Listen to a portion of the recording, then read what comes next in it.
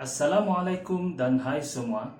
Kepemimpinan abad ke-21 berdepan dengan pelbagai cabaran seperti perkembangan teknologi, sosial dan ekonomi yang berlaku sepanjang masa. Untuk meningkatkan keupayaan keberkesanan kepimpinan, maka pemimpin perlu mencari pendekatan yang relevan dalam melaksanakan peranan mereka dengan lebih berkesan. Pada tahap ini, pemimpin perlu peka dan mampu menilai keadaan orang yang dipimpin serta persekitaran di sekeliling mereka. Pakar kepimpinan Dr. J. Conger berpendapat, pemimpin abad 21 perlu ada ciri-ciri seorang perancang, strategi dan peka terhadap perkembangan global. Ini membantu pemimpin melihat peluang yang ada di persekitaran serta perkembangan sekeliling, sama ada dari sudut persaingan luar, keadaan pasaran, ekonomi global, dan perkembangan geopolitik. Sebagai seorang perancang strategi, semestinya pemimpin perlu memikir dan menekankan tugasan-tugasan yang perlu dilaksanakan bagi menjayakan visi dan misi organisasi. Tanpa pelaksanaan, rancangan akan hanya tinggal sebagai catatan pada helaian kertas atau salinan fail pada komputer. Pada masa yang sama, pemimpin berperanan menilai kekuatan pengikutnya supaya dapat bersaing di pelbagai peringkat di samping mengekalkan semangat berpasukan mereka.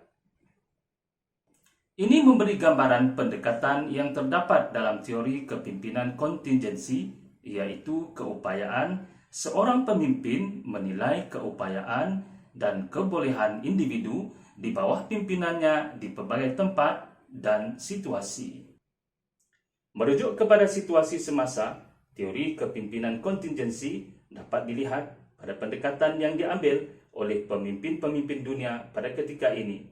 Satu situasi yang agak terkesan pada masyarakat global hari ini apabila seluruh dunia berhadapan dengan wabak pandemik COVID-19. Di sini dapat dilihat sejauh mana keberkesanan seseorang pemimpin dalam menangani masalah ini. Akibat wabak ini amat terkesan, terutamanya dari segi emosi, sosial, dan termasuk ekonomi masyarakat.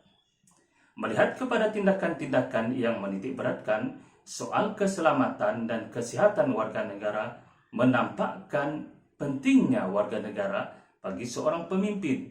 Namun pada masa yang sama, pemimpin turut mempertimbangkan kedudukan ekonomi perlu berada pada keadaan yang terkawal demi kelangsungan kehidupan dan kesejahteraan bersama. Situasi ini menjelaskan akan wujudnya orientasi matlamat, yakni tugasan, serta diseimbangi dengan rasa kepekaan terhadap keperluan masyarakat dan negara.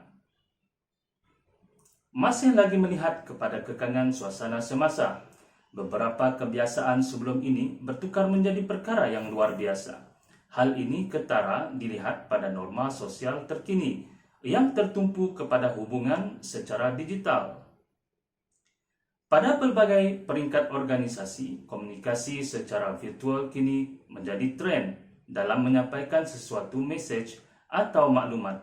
Banyak institusi telah menjadikan gaya tersebut sebagai suatu keperluan dan bukan lagi semata-mata simbol kepada kemajuan teknologi yang dimiliki. Bagi menyediakan kemudahan ini, pentingnya pemimpin menilai kualiti fasiliti dan medium yang digunakan agar dapat disesuaikan dengan tugasan harian. Keseimbangan ini seterusnya akan memberi impak bukan sahaja kepada matlamat sesebuah organisasi, bahkan mewujudkan rasa kepunyaan di kalangan individu di dalamnya. Kesimpulannya, teori kepimpinan kontingensi merupakan suatu cabang pengetahuan yang boleh diambil kira pelaksanaannya dalam kepimpinan abad ke-21. Ini kerana ia membantu pemimpin menentukan pelaksanaan tugasan yang mengambil kira individu atau ahli pimpinannya, serta menilai situasi pada satu-satu masa dan tempat. Namun begitu, teori ini bukanlah satu yang muktamad terhadap keperluan corak kepimpinan dan semestinya masih ada ruang yang perlu dinilai bagi tujuan penambahbaikan. Sekian, salam hormat.